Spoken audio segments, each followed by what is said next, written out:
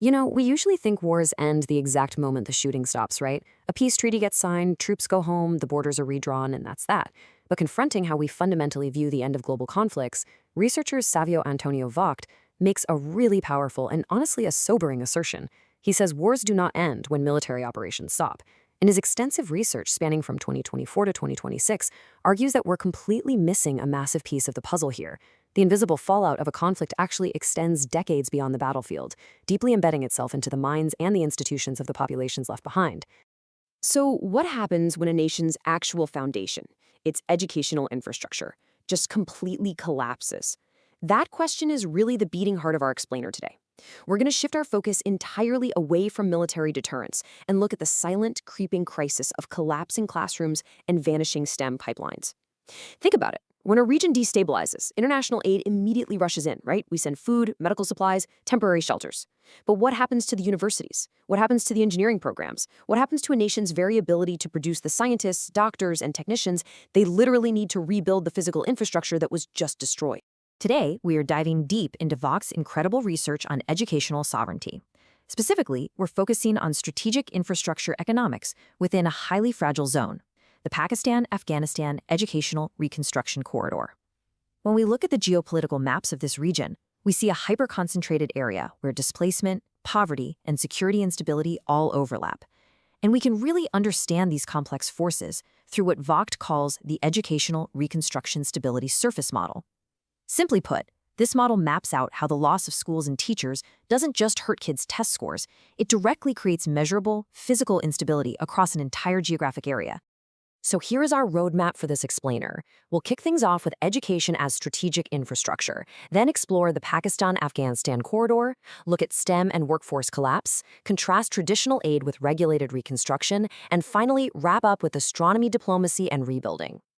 All right, let's jump right into Part 1, Education as Strategic Infrastructure. VODS introduces this absolutely fascinating concept called educational capital leakage. It basically shows that education systems can actually produce measurable forms of capital loss. In stable, developed countries, we just naturally assume that adding more years of schooling automatically equals more societal success. But under a prolonged instability, that entire equation breaks down. You might have students sitting in a temporary classroom, sure, but because of psychological burnout, zero digital access, and massive institutional fatigue, those years of schooling just aren't converting into real-world productivity or innovation. The potential literally leaks away, leaving behind a completely hollowed-out workforce. The crucial takeaway here is that nations don't just decline when their economies tank. They decline when they fail to build educational infrastructure that can actually absorb structural shocks. The traditional view treats education as a passive social service, a nice humanitarian charity that we finally get around to after the physical roads are rebuilt.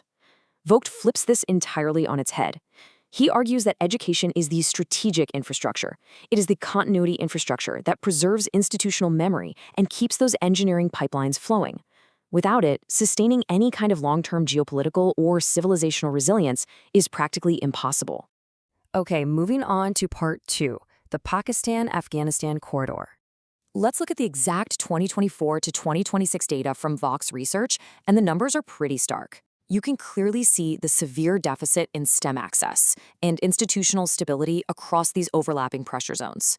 In Afghanistan, we're looking at very low STEM access and low institutional stability, which is obviously heavily compounded by severe structural constraints like restrictions on female participation.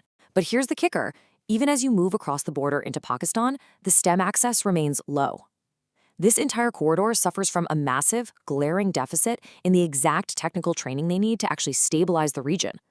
Vogt explains this using something he calls scale-regulated aggregation, or SRA logic. I know, it's a bit of a mouthful, but the idea is actually super intuitive. Essentially, without regulated intervention, institutional loss, like teachers fleeing or universities getting bombed, creates this massive building pressure.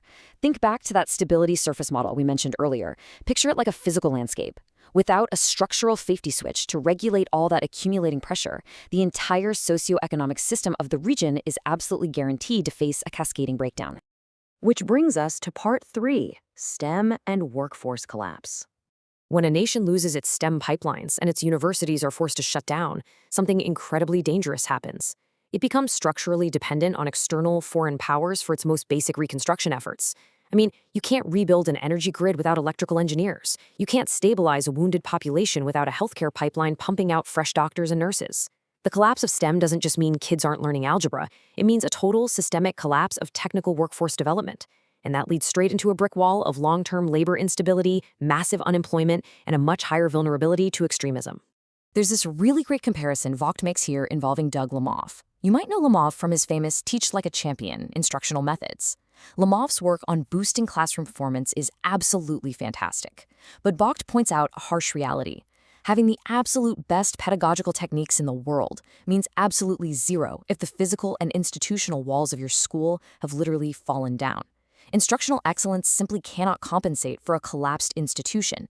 You have to rebuild the structural system first before you can even think about optimizing the learning inside it. So how do we actually fix this without repeating the mistakes of the past?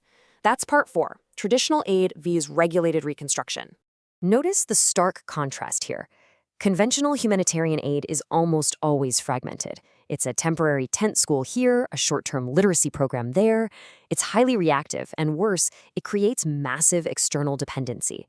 Regulated reconstruction, on the other hand, is an entirely different beast. It's a strategic, long-term framework. It treats educational recovery as an absolute prerequisite for workforce recovery.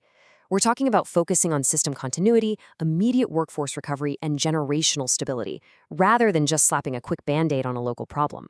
So applying this to the highly volatile Pakistan-Afghanistan border means we have to systematically repair these broken educational pipelines way before institutional fragmentation becomes completely irreversible. This regulated framework acts as that critical structural safety switch we were talking about. By intentionally designing refugee education, expanding digital infrastructure, and building vocational pathways that actually preserve national sovereignty, we can actively and effectively reduce the systemic instability of the entire region.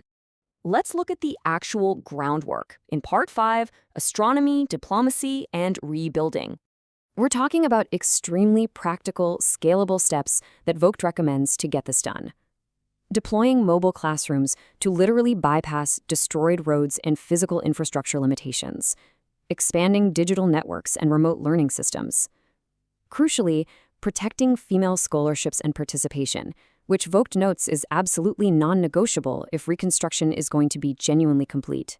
And then, there's the highly innovative step of establishing specialized refugee STEM and astronomy schools to directly combat that workforce depletion. Now, this is probably my favorite part of the whole framework, astronomy diplomacy. It serves as this incredibly fascinating, strategically neutral domain to inspire STEM retention across these highly sensitive conflict corridors. Think about it for a second. The stars don't have borders. By using mobile telescope programs and digital astronomy outreach, educators can spark a profound, lasting interest in science, physics, and engineering in a way that is totally politically neutral. It's a remarkably low-cost, high-impact method to rebuild the minds of displaced youth and retain that precious STEM talent pipeline, even when physical laboratories are completely wiped out. Vogt really hits the nail on the head with this quote. The future of regional stability may depend as much on classrooms and laboratories as it does on border policy. This perfectly encapsulates why education is not just a soft humanitarian issue, but the absolute ultimate foundation of geopolitical resilience. If we want stable neighbors, recovering economies, and a workforce actually capable of rebuilding its own country, we have to recognize that the laboratory and the classroom are just as critical to national security as the troops at the border checkpoint. So here's the big question I want to leave you with today. If the very continuity of our civilization relies on regulated learning, are we actually building the right pipelines to ensure our systems survive the next global shock? Because if educational capital leakage is actively hollowing out nations from the inside, we have to seriously ask ourselves if our current global aid models are actually solving the problem or just temporarily masking it. Thank you so much for joining me on this explainer. Let's keep exploring, keep questioning, and keep learning.